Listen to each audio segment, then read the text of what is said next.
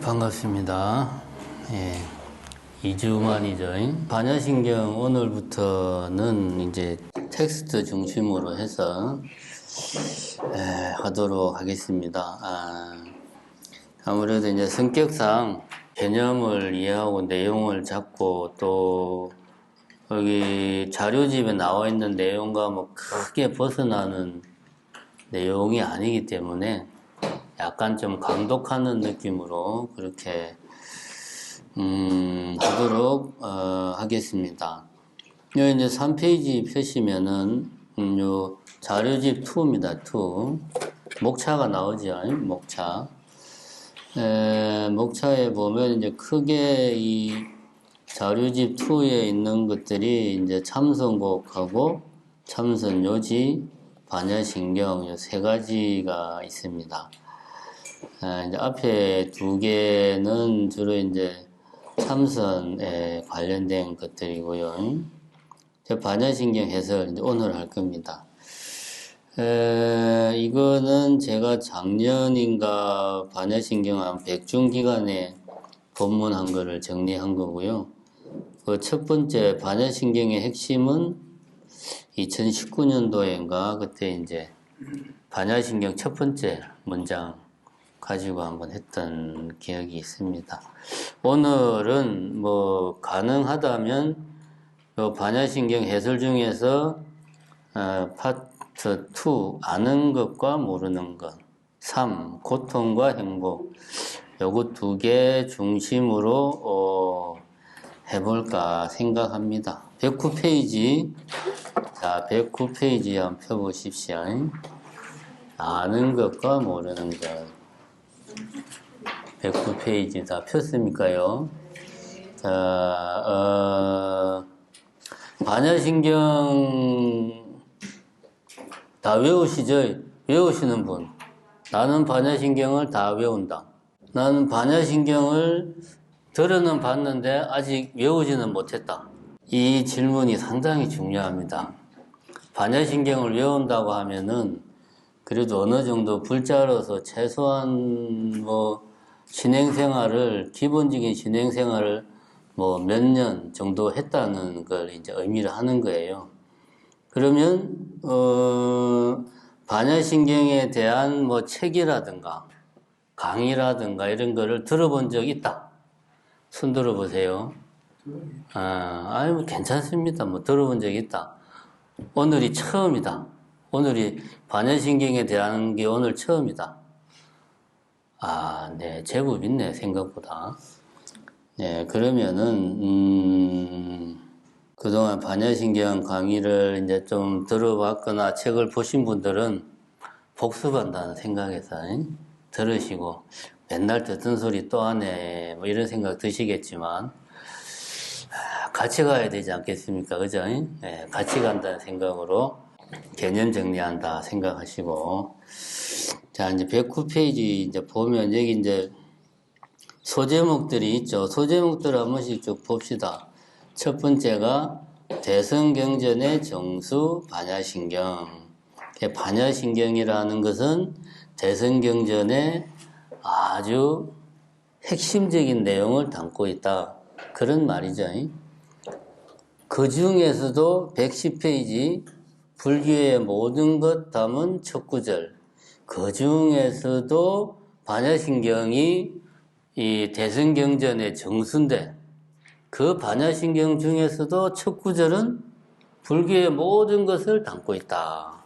그러니까 반야신경의 첫 구절만 내가 제대로 이해를 하면 여러분들은 불교를 다 이해한 거예요. 네. 이건 제가 자신 있게 말씀을 드릴 수 있습니다. 그 다음에 이제 중간쯤 내려가면 소제목이 로봇 청소기의 삶. 그 다음 페이지에 로봇 청소기가 생각을 한다면 갑자기 웬 로봇 청소기가 나올까? 이런 의문이 들 겁니다. 이거는 이제 우리가 이런 반야신경 같은 경전을 공부하는 이유가 단순하게 어떤 지식을, 새로운 지식을 획득하는 차원이 있지 않고 어떤 말하자면 일종의 깨달음으로 나아가기 위해서 우리가 그를 통한 수행을 하는 거다. 예, 그런 측면에서 하나의 이제 좀 다른 접근으로 사례를 하나 이제 비유를 들고 있는 거고요. 그래서 바로 그 다음에 아는 것과 모르는 것. 그 111페이지 밑에 보면 암과 모름. 이게 내나 아는 것과 모르는 그 말이죠. 이 표현은 달리 말하면 깨달음과 무명이다. 그래서 곧바로 깨달음에 대해서 이야기를 합니다. 아직 반야신경을 시작하지도 않았는데 깨달음에 대해서 이야기해요. 무슨 이야기냐? 불교는 깨달음으로 시작해서 깨달음으로 끝납니다. 불교는 그래서 깨달음으로 시작하는 거예요. 깨달음에 대해서 내가 정확하게 이해를 하고 깨닫기 위한 올바른 행동을 한다면 그 사람은 언젠가는 깨달음을 얻겠죠. 그런 이야기입니다. 근데 이 깨달음이라고 하는 게 112페이지 보면 소제목이 모르면 괴롭고 알면 벗어난다. 깨달음이라는 것, 안다는 것이 그냥 단순하게 아는 것이 아니고 뭔가 좀 괴로움, 고통 이런 것과 연결되어 있구나 하는 걸 우리는 제목만 보면 대충 알 수 있겠죠. 그 다음에 113페이지로 넘어가면 소제목이 그냥 아는 것과 진짜 아는 것. 알아도 대충 아는 게 아니고 진짜로 제대로 알아야 된다.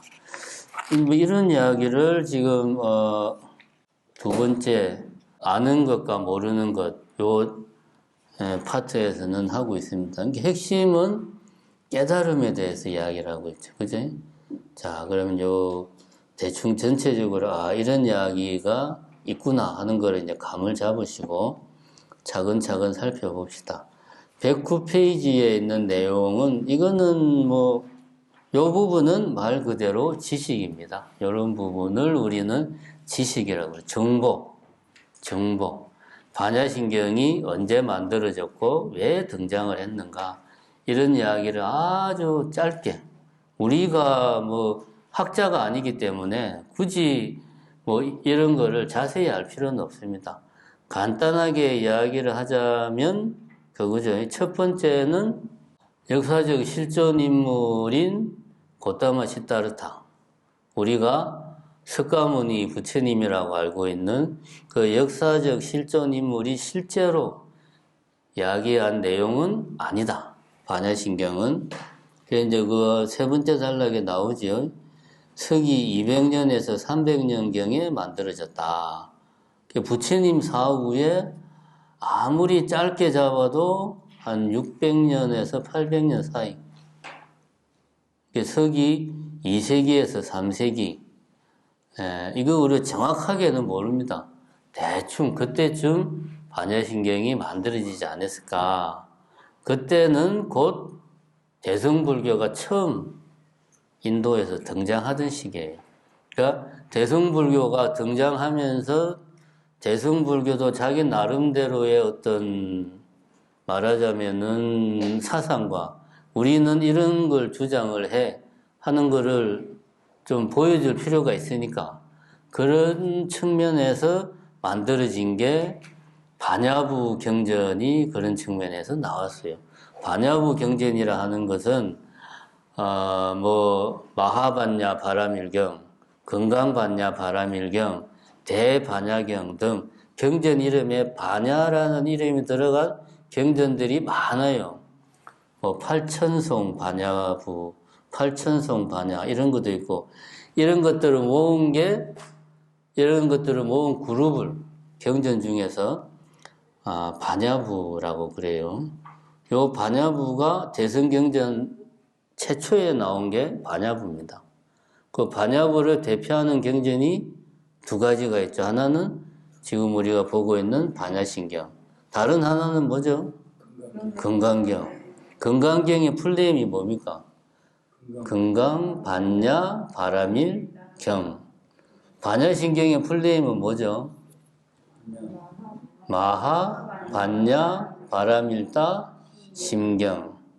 반야, 바라밀다는 같이 들어가는 거와 앞뒤에 조금 다릅니다. 반야부 경전이 서기 한 2세기에서 3세기, 2세기, 3세기, 4세기. 그러니까 이게 서기 몇 년으로 따지면 서기 한 100년에서 300년 사이에 등장을 합니다. 그런데 이제 우리가 여기서 봐야 될 거는 대승불교의 캐치프레이즈가 네 번째 단락입니다. 부처님이 돌아가시고 요 단락의 내용은 그겁니다. 기존의 대승불교 이전에는 부파불교가 있었어요. 이게 처음 시작은 우리가 초기불교라고, 이 초기불교의 경계가 좀 애매합니다. 사실 애매한데 초기불교라 하면 부처님과 그 직계 제자까지 보통 이야기를 해요. 요것도 학자마다 다릅니다. 그 다음에 그러니까 실제 부처님의 육성과 그 육성을 들은 제자들이 그 이야기한 내용들을 중심으로 만들어진 게 이제 초기 불교라고 볼 수 있고, 그 뒤에 이 내용을 가지고 다양한 각 파트별로 주장들이 나와요. 그래서 부파불교, 그룹별로, 파벌별로 약간씩 입장이 다른 견해를 가진 불교들이 막 등장을 합니다. 설일체 유부, 경량부, 어쩌고 저쩌고, 이런 걸 우리가 통칭해서 부파불교라고 그래요.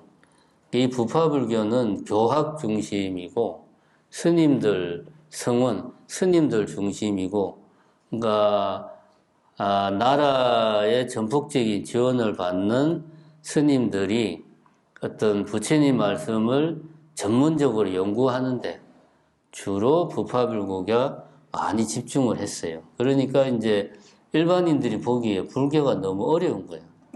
그래서 우리도 같이 불교를 같이 향유하자. 왜 스님들만 불교를 독점하고 있냐. 예를 말하자면 이런 비판의 목소리들이 나오기 시작하면서 그런 소리를 반영한 것이 대승불교의 시작이죠.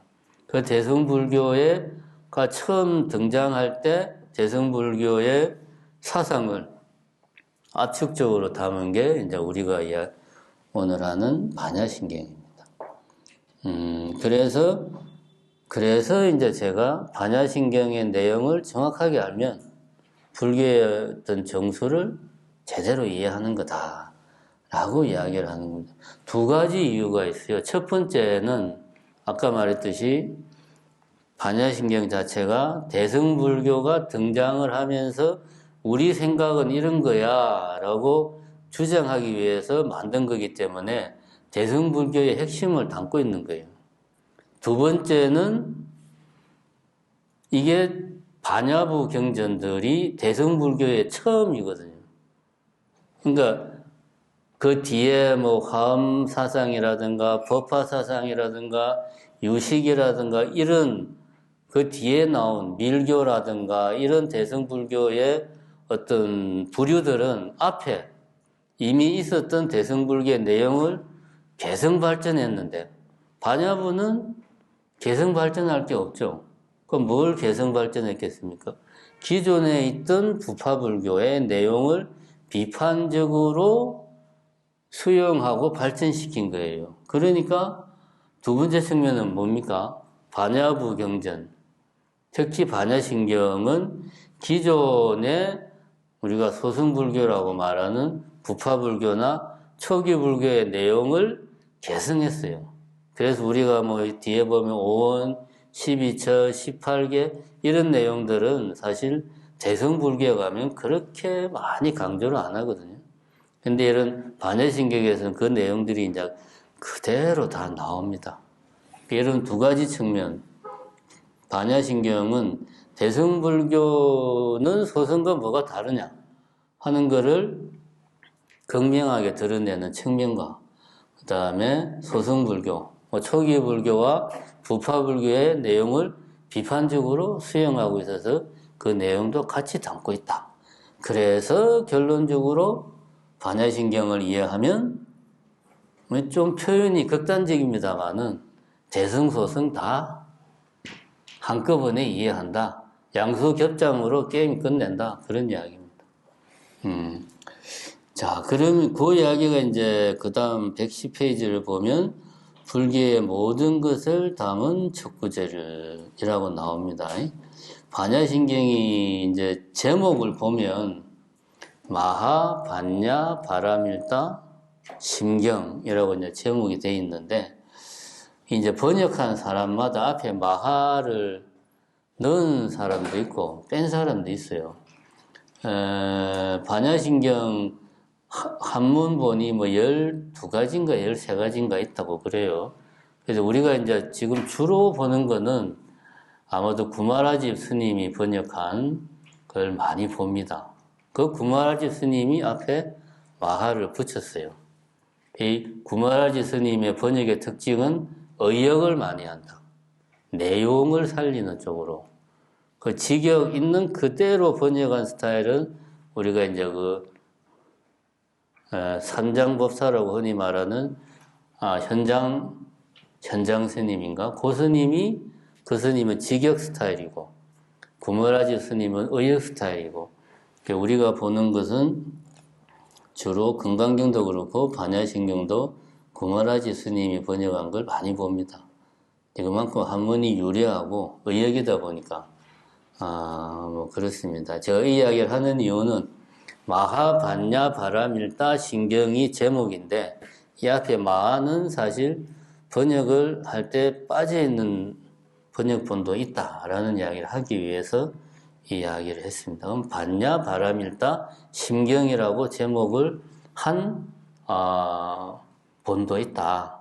그렇게 이해를 하시면 되고 심경에, 경은 이제 수트라, 경이란 말이고 심이라는 말은 마음 심자죠. 그래서 이제 영어권에서는 반야신경을 주로 이제 약칭해서 하트 수트라라고 많이 해요.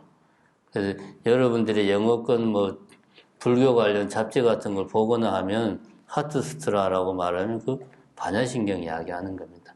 이 심이라는 것은 핵심적이다.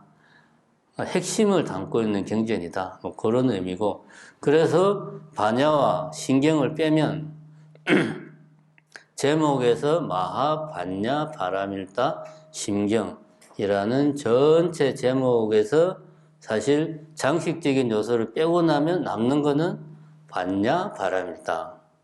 요것만 남죠. 요게 쉽게 말하면 제목입니다. 반야, 바라밀다. 그리고 이게 반야신경이 이야기하고자 하는 주제입니다. 주제.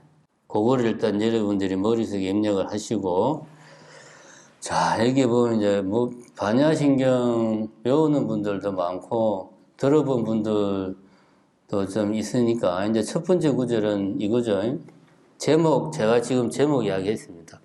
원래 이제 반야신경만 하려고 하면 제목 가지고도 이야기를 한참 하는데, 그건 생략하고, 자, 마하반야, 바라밀다, 신경, 관자재보살, 행심반야, 바라밀다시, 조견온 개공, 도일체보해. 이게 첫 번째 구절이에요.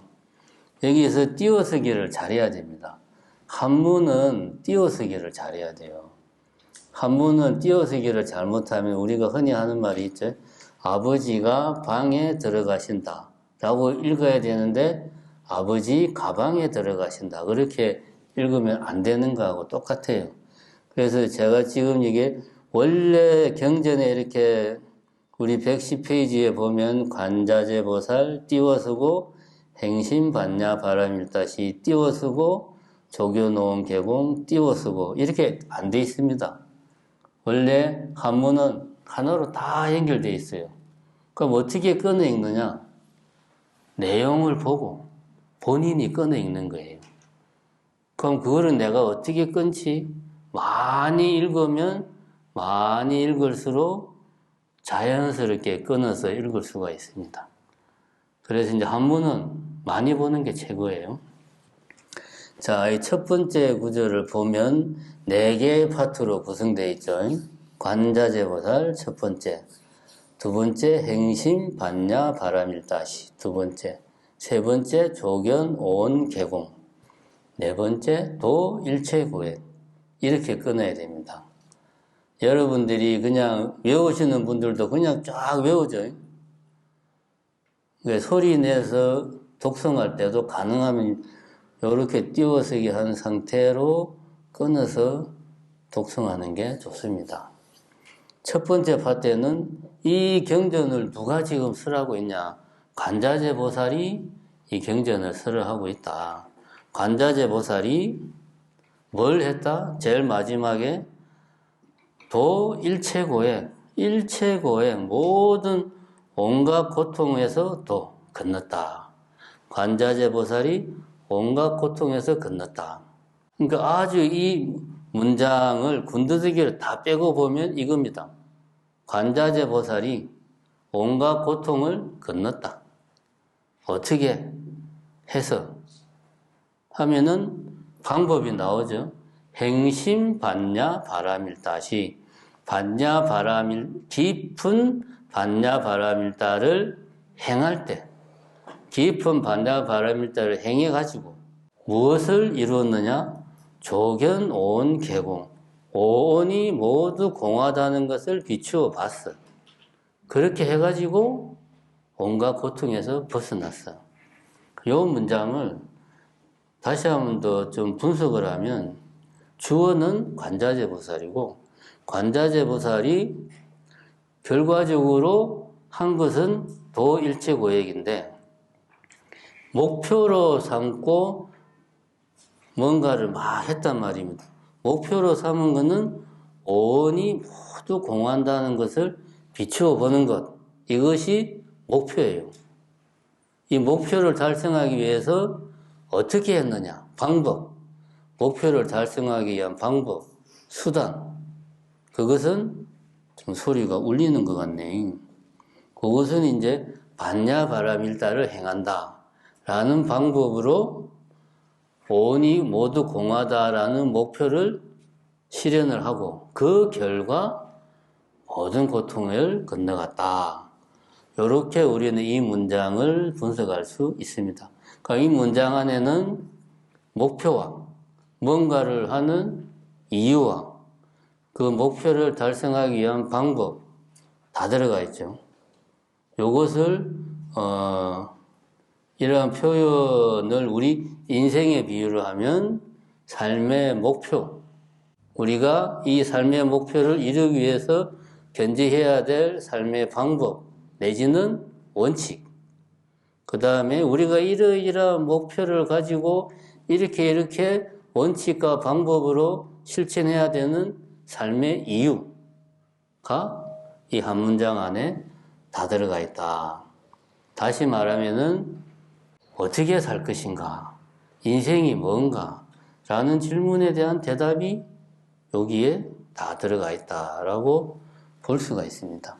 첫 번째, 왜 관자재 보살이 주체냐? 법을 설한 주체가 왜? 관자재 보살이 누굽니까? 우리가 흔히 이야기하는 관세음 보살이죠. 관세음 보살의 다른 이름이죠.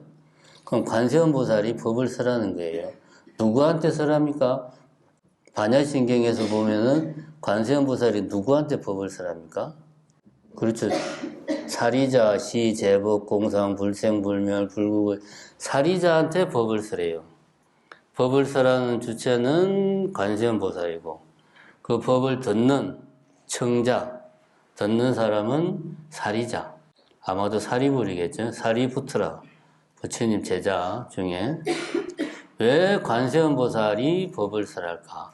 금강경은 보면 공을 이야기한다고 해서 해공제일 수보리 존자가 이제 법을 들어요. 근데 여기서는 관세음 보살이 법을 설하고 듣는 거는 이제 지혜제일이라는 사리부트라. 사리불 존자가 법을 듣습니다. 여기에는 역사적인 배경이 있어요. 이거는 이제 어디 나오는 게 아닙니다. 제가 이제 미루어 짐작하건데 우리가 이제 요 전반기에 불교의 역사에 대해서 좀 대충 이야기를 했잖아요. 기억납니까? 뭐 쿠시안 제국 이야기하고 막 이런 이야기. 그 이야기를 보면 부처님이 주로 활동하던 무대는 북동부예요. 인도 북동부, 네팔 있는 그쪽. 인도 북동부입니다. 근데 대승불교가 처음 시작된 지역은 그럼 이 연관성을 따지면 북동부에서 시작해야 되는데 그게 아니고 오히려 북서부 쪽에서 시작을 했어요. 이 북서부 쪽은 쿠시안 왕조가 융성하던 시절에 중앙아시아, 인도 북서부, 뭐 북동부까지 쿠시안 왕조가 그 지도 기억납니까? 이렇게 차지하고 있었어요. 그 쿠시안 왕조의 중심이 인도 북서부에 있었어요. 그리고 뭐 기억할지 모르겠지만 그 쿠시안 왕조에서 처음으로 불상이 등장했다. 기억납니까? 그 불상은 그리스 미술의 영향을 받아가지고 불상이 처음 등장했다. 그리고 쿠시안 왕조 이 시기에 이 양반들은 원래 조로아스터교를 믿는 사람들이었다. 그리고 조로아스터교에서 믿는 여신이 있었는데 그 여신이 불교로 수용되면서 뭐가 됐다? 관세음보살이 되었다. 이건 이제 학문적으로 추론하는 겁니다. 학자들이, 불교 학자들이 그렇게 이제 추론을 해요. 어느 정도 신빙성도 있고. 그러면 여기서 관세음보살이 법을 쓰는 주체라는 것은 대승불교가 처음 등장하던 시기부터 관세음보살의 위치가 나름 좀 비중 있는 위치를 차지하고 있었다. 그래서 비중 있는 역할을 하던 관세음보살이 법을 설하지 않았겠냐. 이런 추측을 우리가 할 수가 있습니다. 역사적인 추측은. 그 다음에 결국 이 문장은 이렇게 하면 그 결과 고통에서 벗어날 수 있다 하는 이야기입니다. 결국 핵심은. 그럼 이 이야기가 전제로 깔고 있는 것은 우리의 삶은, 우리의 인생은, 우리의 삶은 말하자면 고통의 바다와 같다. 우리의 삶은 고통 그 자체다. 왜냐? 아무런 사전 이야기 없이 고통에서 벗어났다. 그럼 지금 현재 우리가 살고 있는 이 세계는 고통스러운 세계다. 고통으로 점철된 시간들이다. 근데 이렇게 해서 이러한 목표를 잡아서 이렇게 하니까 지금의 이 고통에서 벗어난 거다. 라는, 그렇게 우리가 이해를 해야 이 문장 구조에서 빠진 부분을 우리가 추론할 수가 있어요. 불교는 첫 번째가 지금 이야기하는 이 부분, 우리의 삶은 고다. 불교적으로 말하면 고통이다. 라는 것을 자각하는 시점에서부터 불교는 시작을 하는 거예요. 이것을 깨닫는 순간부터 자연스럽게 이 사실을 깨달아요. 내가 왜 수행을 해야 되는가? 수행에 대한 어떤 당위성, 내가 수행을 꼭 해야만 되겠다는 절박한 심정이 생기는 거죠. 그 부분은 여기에 빠져 있습니다. 그러면 우리가 질문을 할 수 있어요. 왜 불교에서는 왜 이 일체는 고통이다 라고 생각을 할까? 불교의 세계관에서는. 그걸 우리는 고민을 해볼 필요가 있어요. 그거를 내가 인정을 못하면 아무리 내가 불교의 많은 지식을 이해하고 불교의 수행법을 내가 배우고 익히고 해도 아무 소용이 없죠. 내가 수행을 지속해야 될 이유와 근거가 없으니까. 그래서 인생이 고통이라는 것을 뼈저리게 절감을 해야지만이 불교의 내용, 수행이 내 것이 될 수 있어요. 그럼 왜 불교에서는 인생은 고다라고 이야기를 했을까? 여러 가지 이유가 있습니다. 여러 가지 이유가 있는데 역사적인 이유를 따져보자면 역사적이라 하는 것은 불교가 등장을 했던 고대 인도의 사상적, 문화적 배경을 봤을 때 그때 그러니까 지금으로부터 2500년 전 인도 사람들의 이 추구했던 목표는 이 윤회를 벗어나는 것을 최고의 가치로 생각을 했죠. 왜? 이 세계는 너무 고통스러워. 너무 힘들어.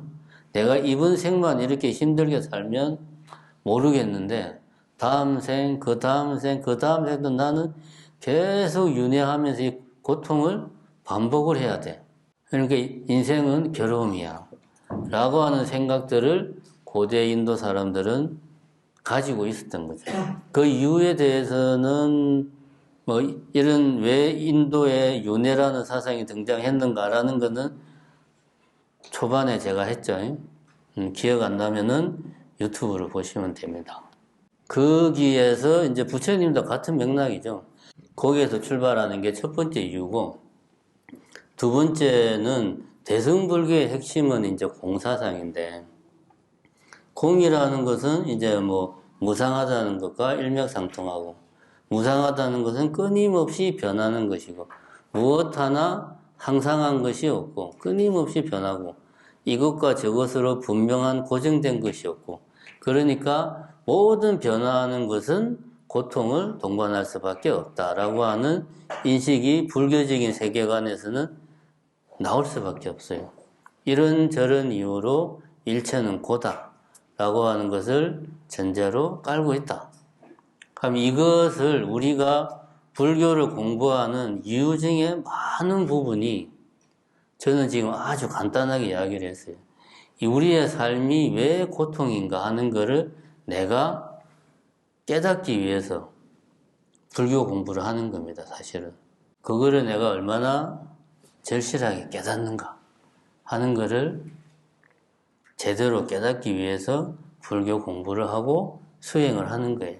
그런 고통이라는 걸 내가 알기 때문에 수행을 하고 불교 공부를 하는 게 아니고 제대로 진짜 고통이구나 라는 것을 깨닫기 위해서 공부도 하고 수행도 한다. 이런 마인드를 가져야 됩니다. 자, 그 다음에 이제 갑자기 로봇 청소기의 삶 이야기가 나옵니다. 요 이야기의 대략적인 내용은 이런 내용이에요. 로봇 청소기는 보면 로봇 청소기가 존재하는 목적이 분명하다. 청소를 하기 위해서. 그죠? 로봇 청소기는 청소하는 게 목적이에요. 다른 목적이 있는 게 아니죠. 청소가 목적이다. 분명합니다, 이거는. 그 다음에 로봇 청소기는 요거 이제 110페이지 로봇 청소기의 삶 거기 보면 나옵니다. 두 번째 단락 청소기는 매일 똑같은 행동을 반복한다. 이런 이야기 나옵니다. 로봇 청소기가 존재하는 이유, 목적 하는 것은 청소를 하기 위해서다. 그리고 삶의 원동력, 로봇 청소기가 매일 청소를 할 수 있으려면 어디서 그 힘을 충전을 받느냐, 말 그대로. 그거는 이제 뭡니까? 전기 이제 배터리를 충전하는 전기가 로봇 청소기의 삶의 원동력이다. 이건 우리가 조금만 생각하면 이해할 수 있습니다. 로봇 청소기가 태어난 이유, 사람으로 치면 로봇 청소기의 삶은 청소하는 삶. 로봇 청소기의 삶의 원동력은 전기. 이거는 그냥 금방 답이 나옵니다. 근데 이 로봇 청소기가 인공지능이 있다. 그러면 그렇게 우리 요 로봇 청소기 보면 배터리 다 되면 지가 알아서 충전하는 데 가서 충전하고 막 그러잖아요. 가다가 장애물이 나오면 피해가고 이제 인공지능이 장착되어 있으니까 그런 행동만 놓고 보면 사람하고 똑같죠.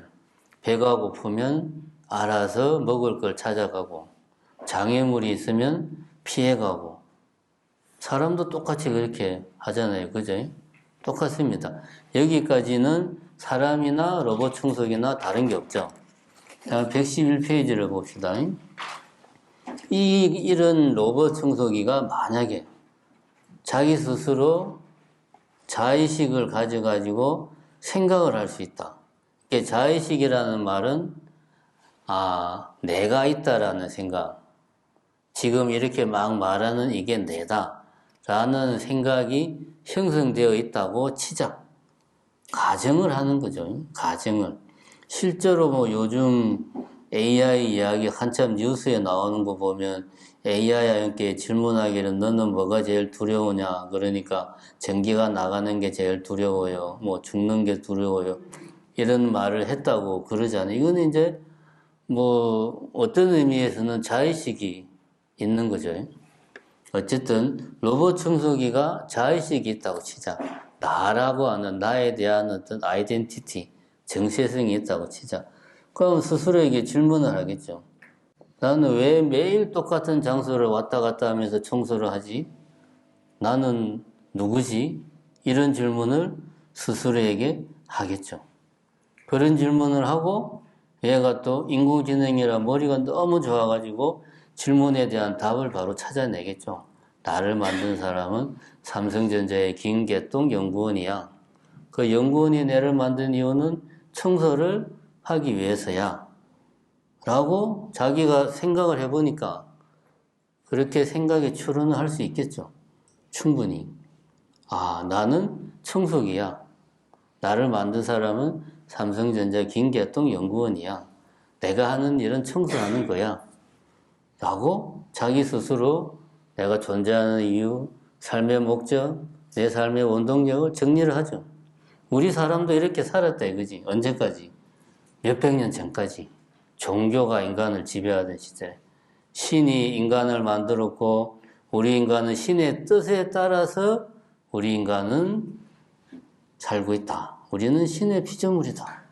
이렇게 이제 우리는 뭐 종교마다 약간씩은 다르지만 비슷하게 생각을 해왔는데 요즘에 와서는 이제 종교가 우리 인간의 삶에서 좀 많이 밀려나고 인간의 삶에서 뭐 철학, 윤리, 도덕 이런 부분들이 상당 부분 빠져나가면서 이제 각자가 개인들이 이런 고민을 이제 원점에서 해야 되는 거죠. 나는 누구인가? 나는 왜 사는가? 내 삶의 이유가 뭔가? 내 삶의 원동력이 뭔가? 이런 생각들을 우리가 언제 힘들 때, 인생이 하루하루가 해피할 때는 이런 생각 안 하죠. 하루하루가 즐겁고 행복할 때는 안 합니다. 또 하루하루가 아주 바쁠 때는 또 이런 생각을 할 정신적인 여유가 없어요. 그런데 그렇지 않은 경우 인생이 너무 힘들고 어떤 커다란 위기에 봉착하거나 내지는 좀 내가 삶의 여유가 조금 생겼다. 정신적으로나 경제적으로나. 그러면 이제 이런 이제 나에 대한 질문들을 스스로가 막 던지는 거죠. 이런 질문들에 대한 해답이 우리가 앞에 110페이지에 나왔던 반야신경의 첫 구절이 우리가 던지던 우리가 뭘 모르고 던지는 질문들에 대한 사실은 답입니다, 이게.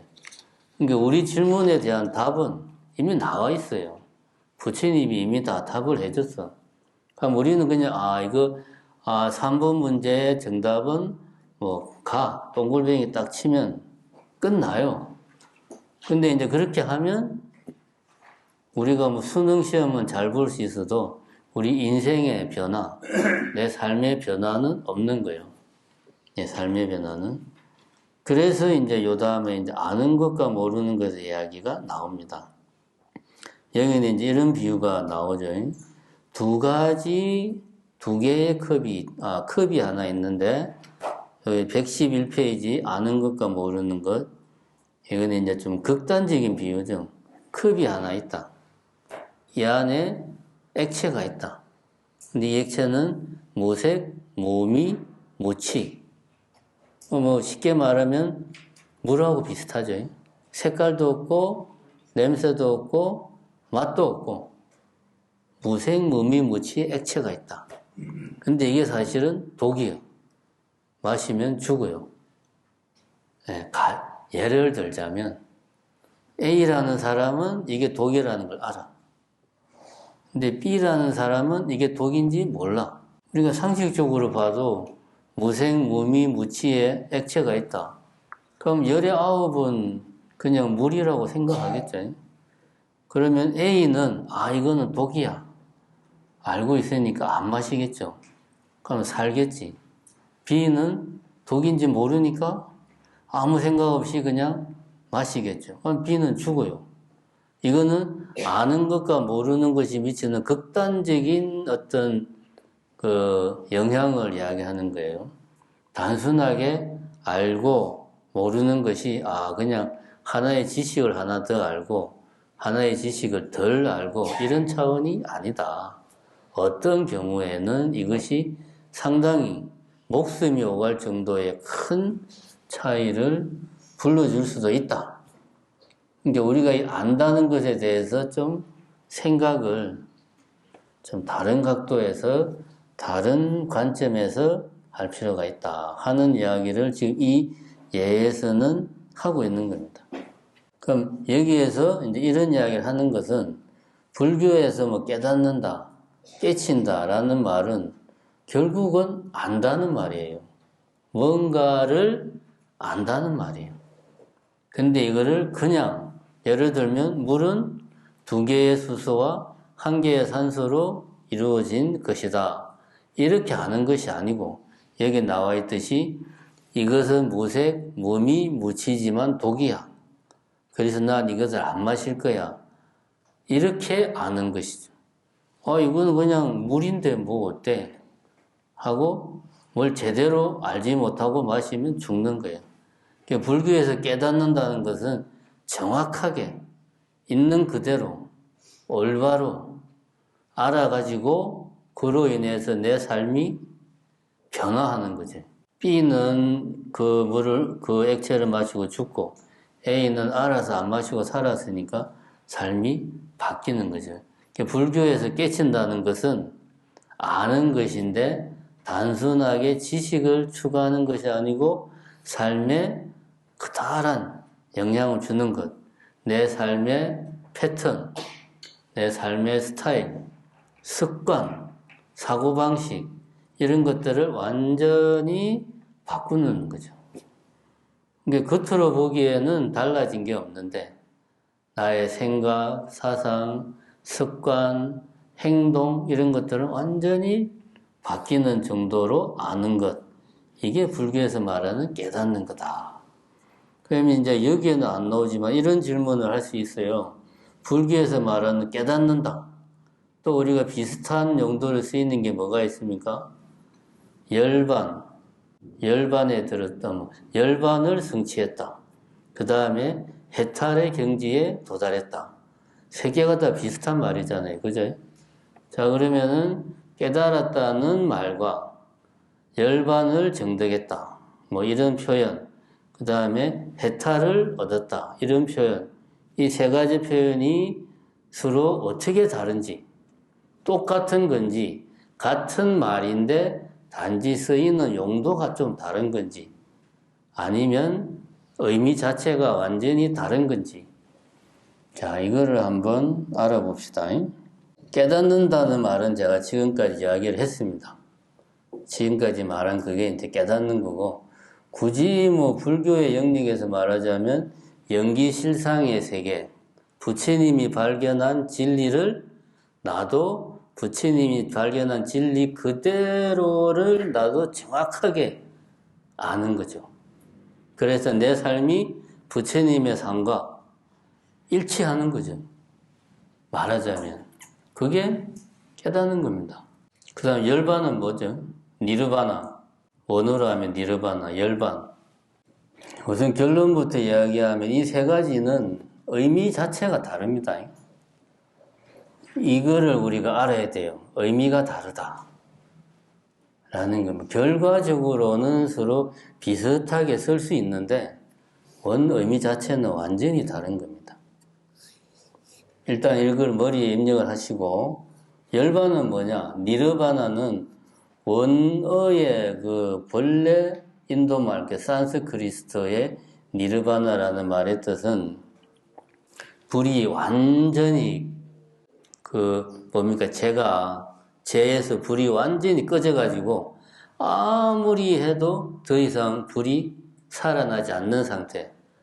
불이 완전히 꺼진 상태. 그러니까 불이 완전히 다 타가지고 뭡니까? 재만 남았는데 그 재도 그 안에 이제 불균 이런 게 완전히 사라졌어. 불이 완전히 꺼진 상태. 원래 말 뜻은 이거예요. 그럼 불교에서는 어떤 불이 꺼졌느냐? 그 이제 본래의 불길이 완전히 꺼진 걸 말하는 거죠. 그게 열반입니다. 열반은 불교 고유의 용어예요. 니르바나라고 하는 것은 인도 철학에서 막 등장하는 게 아니고 불교에, 그러니까 고타마 시타라타라는 수행자가 만들어낸 말이죠. 니르바나라는 말은 그것은 번뇌가 완전히 사라진 상태를 말한다. 이게 열반입니다. 그러니까 깨달으면 아까 말했듯이 부처님이 깨달은 그만큼 그대로 나도 깨달으면 당연히 열반의 상태에 도달하겠죠. 번뇌가 완전히 사라진.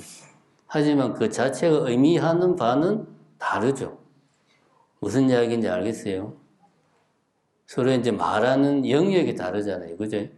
굳이 말하자면 어떤 사람은 그 환자를 상대하는데 좀 일종의 뭡니까 이 융이나 프로이트의 심리학 관점에서 정신병 환자를 접근하는 의사도 있고 어떤 의사는 뇌과학적인 측면에서 접근하는 의사도 있고 환자의 정상은 같은데 이거를 내가 어떤 관점에서 이 환자를 치료하나 다르잖아요. 공부하는 영역도 다르고 용어도 다르고 같은 겁니다. 열반은 제가 계속 강조하는데 번뇌의 불길이 완전히 사라진 상태, 그거를 열반이라고 그런다. 그럼 해탈은 뭐냐? 해탈. 해탈은 용어 자체가 다릅니다. 그죠? 원어 자체도 달라요. 제가 지금 기억은 못하는데 그 해탈은 부처님 이전부터 이미 인도 사회에 보편적으로 쓰이던 용어예요. 이게 불교 고유의 용어가 아니다. 해탈은 이겁니다. 윤회의 사슬에서 완전히 벗어나는 것. 그래서 해탈, 이렇게 벗어난다. 묶인 것을 이렇게 내가 탁 걷어내고 자유롭게 된다. 해방된다. 그런 의미가 강해요. 윤회에서 완전히 벗어나서 더 이상 다시는 윤회하지 않는 상태로 되는 것. 이게 해탈입니다. 그러니까 불교적인 관점에서 해탈을 하려면 열반의 경지에 들어가야 되죠. 그 당시 인도의 많은 수행자들이 어떻게 하면 해탈에 들어갈 수 있느냐? 어떤 수행자들은 업을 다 소멸해야 된다. 이런 수행자도 있고 어떤 수행자는 그런 거 없다.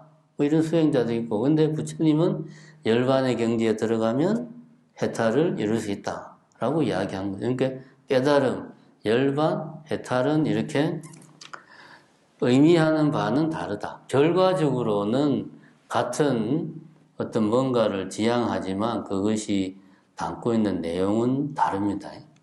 그걸 우리가 명심을 해야 되고 지금 우리가 이야기하는 것은 깨달음에 대해서 이야기하고 있어요. 제대로 아는 것, 완전히 아는 것, 부처님이 발견한 연기실상의 진리를 나도 제대로 아는 것, 이것이 깨달음이에요. 그래서 내 삶이 변화하는 것. 내가 연기실상이 뭔지 이해는 했는데 이해한 뒤에도 내 삶의 변화가 별로 없어. 그럼 그거는 깨달은 게 아니죠. 그냥 연기실상과 관련된 지식이 내한테 생겨난 거죠.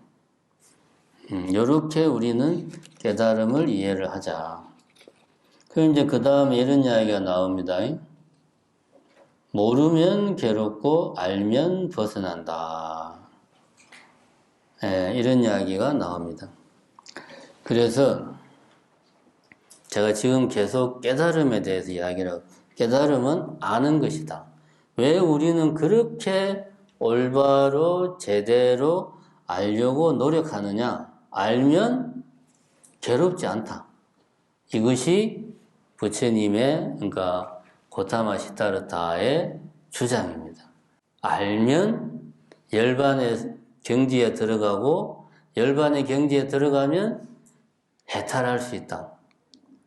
자, 지금 아까 내가 서로 다루다가 한 세 개가 이제는 하나의 문장으로 연결이 되죠. 깨달으면 열반의 경지에 내가 들어갈 수 있고 열반의 경지에 들어가는 것만이 진정으로 해탈을 이룰 수 있다. 이게 불교가에서 이야기하는 논리입니다. 이게. 이런 것들이 다 이루어지면 고통에서 벗어나는 거예요. 고통에서 벗어나려면 출발점이 뭡니까? 제대로 아는 것, 깨달음. 여기에서 출발하는 거죠. 그래서 알면 괴로움에서 벗어난다. 그래서 반야신경의 첫 구절도 관세음보살이 이렇게 해서 모든 고통에서 벗어났다. 그럼 어떻게 해서 이렇게 해서 안 거야. 그죠? 제대로 안 거야. 올바로 정확하게 부처님이 발견한 그 진리를 그대로 정확하게 안 거지. 어떻게 해서 반야바라밀다를 행해가지고 무엇을 성취해가지고 오온이 공하다는 사실을 비추어 봤어. 그러면 고통에서 벗어나는 거고 안다는 것의 내용은 이거죠.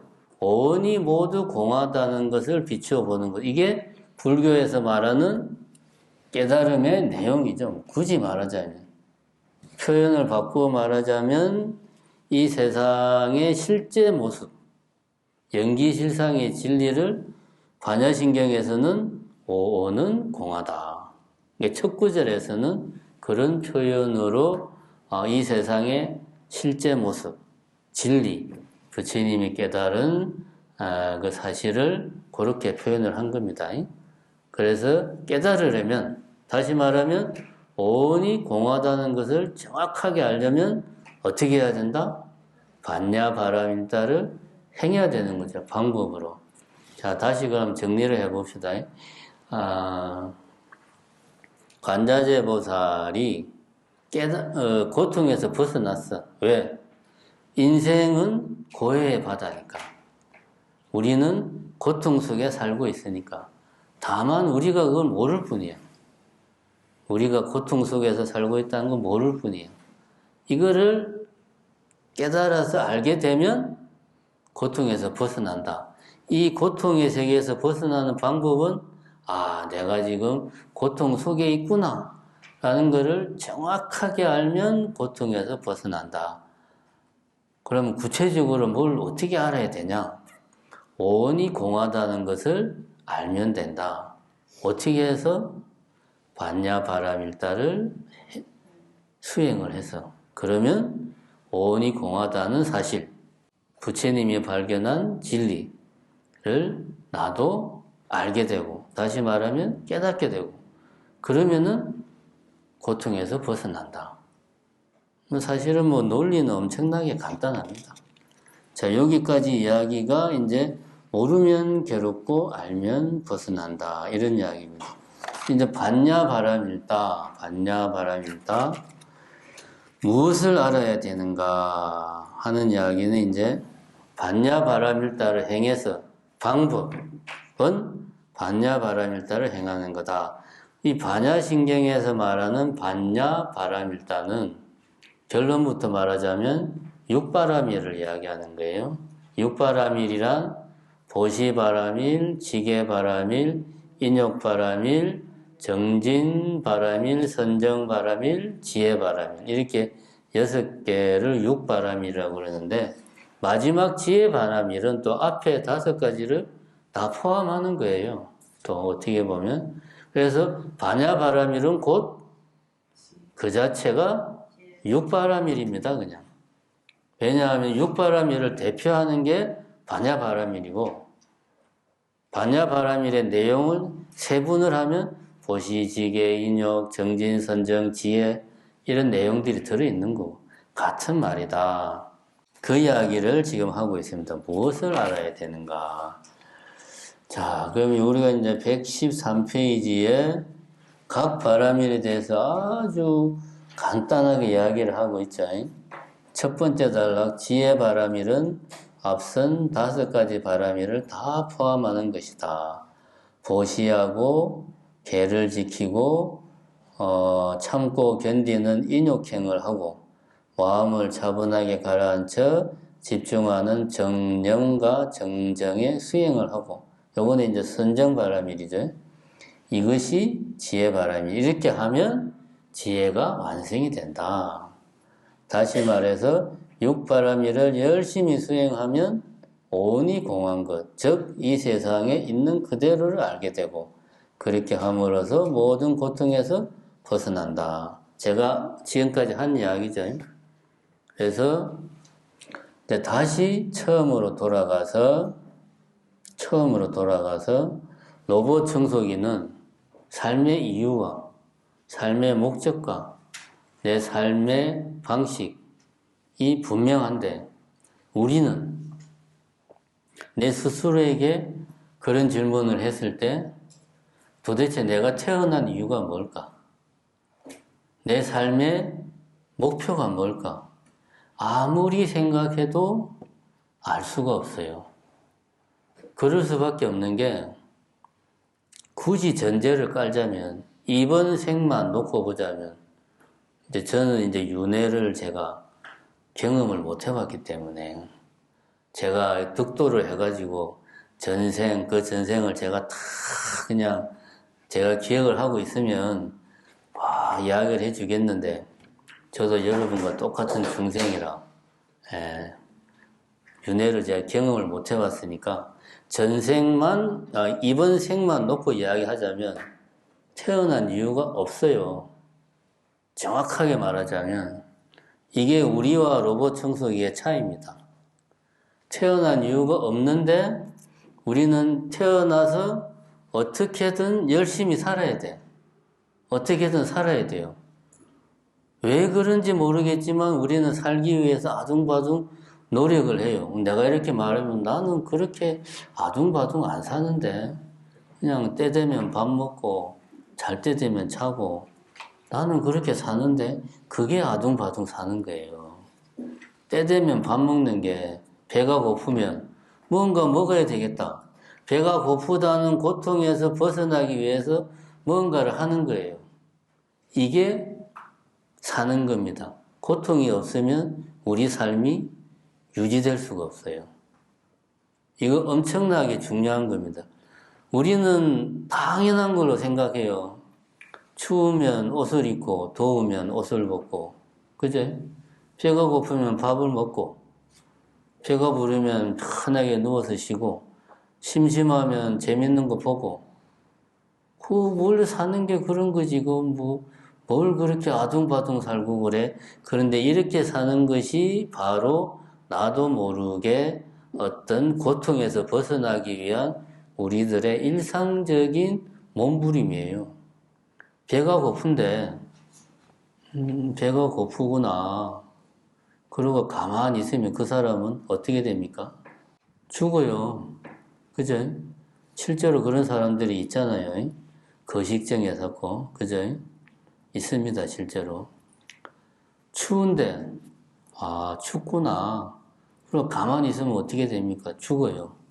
겨울에 술 엄청 마시고, 술이 취해가지고, 그냥 길바닥에서 그냥 아무 생각 없이, 아이고, 더워라. 그러면서 그냥 눈을 이불 삼아서 덮고 자면 다음날 어떻게 됩니까? 죽죠. 자기도 모르게 죽는 겁니다. 그러니까 우리의 삶은 어떻게 보면 고통에서 벗어나기 위한 몸부림이에요. 우리가 그거를 모를 뿐이에요. 우리가. 그래서 우리가 불교를 공부하는 이유는 다른 게 아닙니다. 우리는 아무리 생각을 해도 태어나서 보니까 내가 태어났네. 그런데 태어난 이상 나는 이 생명을 유지를 해야 되네. 왜 해야 되는지 모르겠지만 유지를 해야 되는구나. 나도 모르는 당위에 쫓겨가면서 생명을 유지를 해요. 그 이유들, 내가 살아야 되는 이유, 내 삶의 목표, 내가 살아가는 방법을 우리는 어디서 찾아야 된다? 반야신경 척구절에서 찾아야 된다. 다시 말하면 불교에서 찾아야 된다. 못 찾으면 어떻게 됩니까? 인생이 계속 괴로운 거지, 이건 뭐. 다른 거 없죠. 그냥 일희일비, 뭐 즐겁다가, 괴롭다가, 심심하다가, 재밌다가, 화내다가, 슬퍼하다가, 그렇게 그냥 사는 거예요. 그게 우리는 인간답게 산다고 그러잖아요. 그거는 인간답게 사는 게 아니고, 다른 동물들도 다 그렇게 살아요. 우리가 불교를 공부하는 이유, 목적은 제가 이야기했듯이 내가 살아가는 이유, 내 삶의 목표, 내 삶의 원칙, 방법 중에서 가장 베이스가 되는 방법이 이제 일종의 원칙이라고 볼 수가 있겠죠. 그런 것들을 내가 정확하게 알면 우리의 삶은 지금과는 완전히 다른 삶이 된다. 여기에 이제 부처님이 이야기한 내용이죠. 그 실제 내용은 이제 쉬었다가 앞 시간에 이제 한 이야기에서 결국은 전제로 깔고 있는 게 인생은 고통이다라는 걸 이제 전제로 깔고 있는 거죠. 그럼 이제 지금은 이제 요번 시간에는 왜 고통인가 하는 것만 이제 이야기하면 끝나겠죠. 이제 지금 이제 그 이야기를 할 시간입니다. 115페이지 보면은 첫 번째 단락 보면 이제 소제목들이 있죠. 고통이란 무언가 어긋난 상태다. 고통이라는 말 자체가 의미하는 바는 뭔가가 어긋났다 라는 것을 뜻한다. 그리고 이 고통이라는 것은 또 사성제의 첫 시작이 고성제 시작을 하니까 결국 우리는 고통을 이야기하려면 어쩔 수 없이 불교의 핵심 교리인 사성제를 이야기할 수밖에 없다. 그런 이야기가 나오고 그 다음에 이제 쫙 넘어가서 117페이지를 보면 소제목이 나오지요. 고통의 원인은 마음의 욕심이다. 그리고 고통, 번뇌, 두카라고 하는 것은 욕망과 조건 사이의 어긋남이다. 이렇게 이제 이야기하고 있습니다. 결국 결론은 요 마지막 부분이겠죠. 욕망과 조건 사이의 어긋남. 거기에서 고통이 탄생한다. 그런 이야기. 그래서 요 부분은 사실은 뭐 본인이 이제 자기의 삶을 반추를 해보면서 왜 우리의 삶이 고인가를 스스로가 이제 쭉 반추해서 깨달아야 되는 문제고, 오늘 시간에는 대략적인 이야기만 하는 거죠. 이거는 지식으로 알 수 있는 부분은 한계가 너무나 명확하죠. 자, 봅시다. 첫 번째 단락에 이런 질문을 하죠. 그러면은 왜 관자재 보살이 깊은 반야바라밀다를 행할 때 온이 공한 것을 비추어 주고 행복의 나라로 갔다. 뭐 예를 들면 행복의 세계로 건너갔다. 이렇게 표현하지 않고 온갖 고통에서 벗어났다. 이런 표현을 썼을까?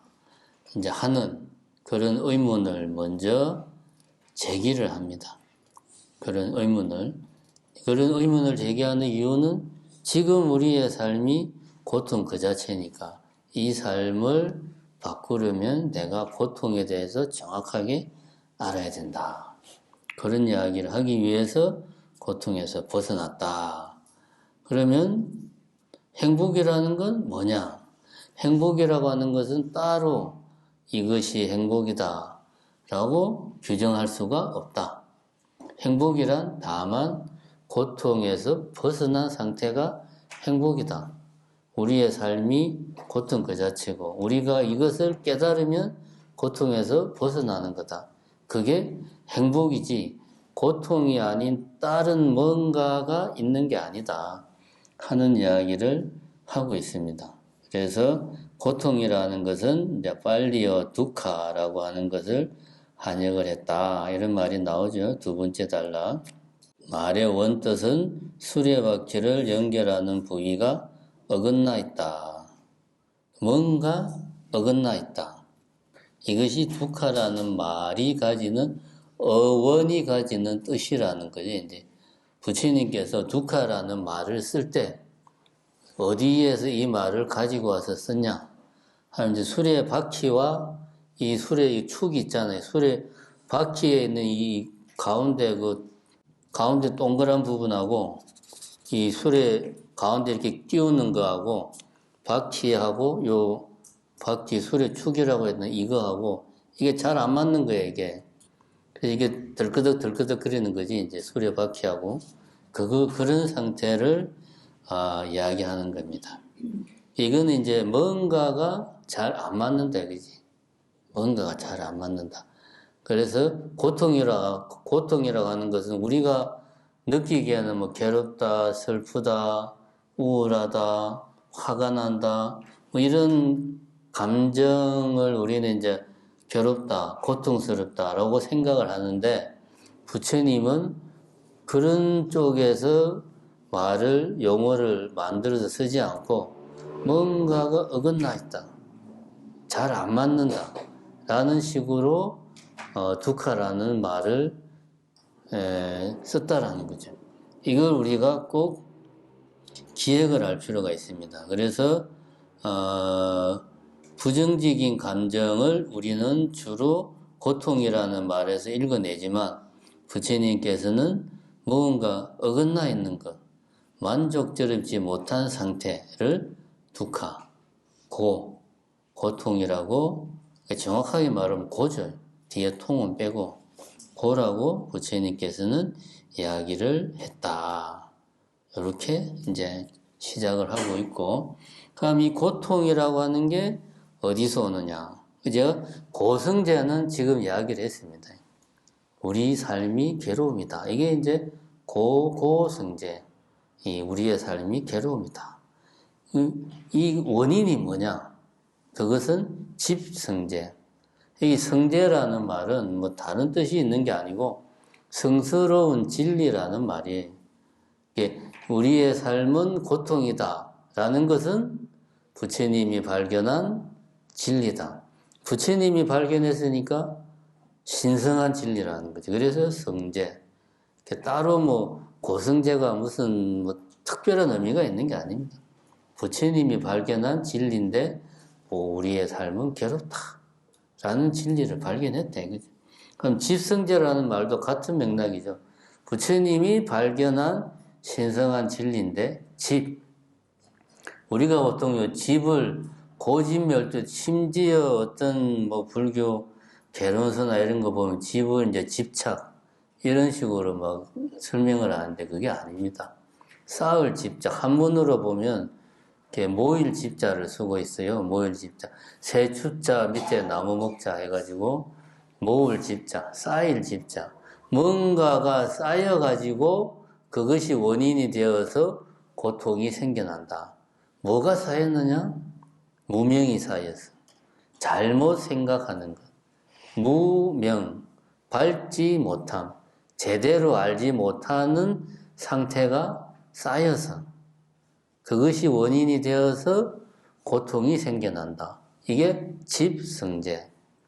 집성제의 집은 여기 이제 116페이지 두 번째 단락에 나오죠. 집성제의 집은 한자로 집착이나 지키다라는 의미가 아니고 모을 집자를 써서 오온의 덩어리들이 모이고 모여서 괴로움이 생겨나기 때문에 집자를 썼다.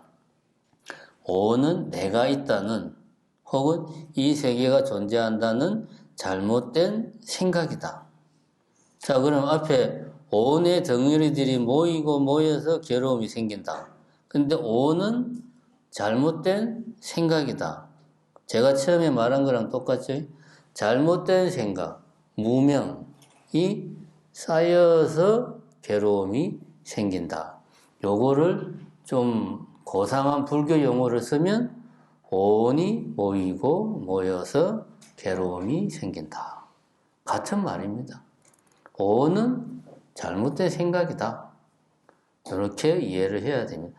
어떤 실체가 있는 게 아니에요. 우리가 눈으로 보고 귀로 듣고 손으로 만지는 그 어떤 것을 말하는 게 아니다. 원이라는 게. 자, 지금 우리가 고성제와 집성제를 이야기했어요. 사성제 중에서 오늘은 요거 두 개까지만 할 겁니다. 고성제와 집성제. 앞에 고성제는 결과, 현재의 상태, 즉 우리 중생들의 상태는 괴로움입니다. 그 원인은 무엇이냐? 잘못된 생각이 쌓여서 우리 중생들의 상태인 괴로움이 나타난다. 그래서 사성제가 뭡니까? 고, 집, 멸, 도잖아요. 앞에 고, 집은 우리 중생들의 삶을 이야기하는 거고, 뒤에 멸, 도는 뭡니까? 깨달으면, 깨달은 모습. 앞에 고, 집은 중생들의 현재 모습과 왜 그러한가 하는 원인, 현재 모습은 고, 그 원인은 집성제. 우리가 깨달음을 얻었다, 깨쳤다, 열반을 정득했다. 그랬을 때 모습, 상태는 멸성제. 모든 번뇌가 멸, 사라진 상태고 그것의 원인은 어떻게 하면 이렇게 되느냐? 도성제. 수행을 하면 이렇게 된다 얘기죠. 어떤 수행? 팔중도를 하면 된다. 그러니까 결과, 원인, 결과, 원인. 앞에 두 개는 우리 중생들의 삶의 모습과 그 원인. 뒤에 두 개는 중생이 열심히 수행해서 깨쳤을 때의 그 모습과 원인. 이게 사성제입니다. 사람들이 사성제를 잘못 이해하는 게 고집멸대를 순서대로 쫙 이해하잖아요. 인생은 괴로워, 애착을 가지니까 이것을 멸하려면 도를 닦아야 돼. 이렇게 그렇게 이해해도 전혀 틀린 말은 아닌데 제가 지금 이야기하는 식으로 이해하는 게 정확하다. 고집멸도를 순서대로 이렇게 쭉 이해하는 것은 이제 불교를 아무것도 모를 때 맨 땅에 헤딩을 해야 되는 사람한테 이야기할 때는 이렇게 이야기해도 됩니다. 근데 이제 조금 그래도 좀 제대로 공부해야지 하면 이제 이렇게 말하면은 이거는 쉽게 말하면 애가 엄마 나 동생 하나만 만들어줘 확 때려서 그거 쉽게 되는 게 아니야. 그러면은 아니 그냥 동생 가게에 가서 마트에 가서 사오면 되잖아. 그러면 이제 엄마가 설명을 하죠. 얘야, 애는 마트에서 파는 게 아니고 삼신 할머니가 정말 몇 년 동안 열심히 네가 착한 일을 많이 해야 동생이 생기는 거란다. 예를 들면 이제 이렇게 이야기해야 애가 알아듣잖아요. 애를 만들려면 너가 아버지하고 내하고 밤에 섹스를 해가지고 이렇게 이야기하면 걔가 저게 뭔 소리야 그럴 거 아니에요. 그런 겁니다. 쉽게 말하면. 네, 어쨌든 사성제에서 앞에 두 개는 우리 중생들의 모습과 고성제, 그 원인, 집성제. 뒤에 두 개는 깨달음을 얻었을 때의 그 모습, 멸성제와 그 원인, 도성제. 이렇게 표현을 하고 있다라고 이해를 하시면 됩니다. 그럼 고통의 원인은 뭐냐? 이제 117페이지에 나오죠. 고통의 원인은 마음의 욕심이다.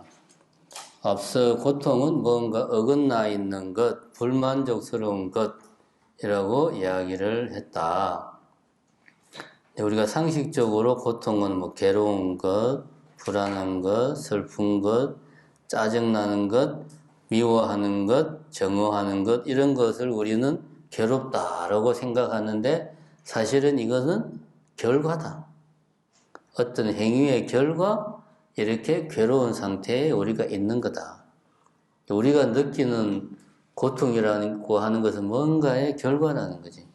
그 원인이라고 하는 건 뭐냐? 그건 두카라는 말 안에 우리가 원인을 알 수 있다 하는 이야기가 나옵니다. 여기 이제 보면 얘가 나오죠.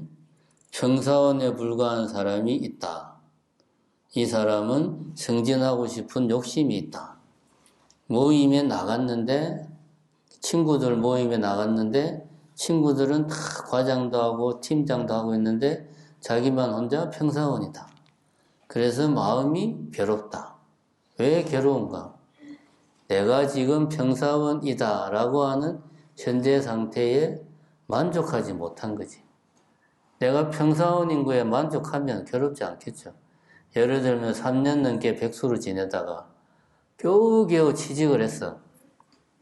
그래가지고 회사를 나가고 그래가지고 그동안에는 친구들 모임에도 안 나가다가 이제 직장이 생겨서 친구들 모임에 나갔어.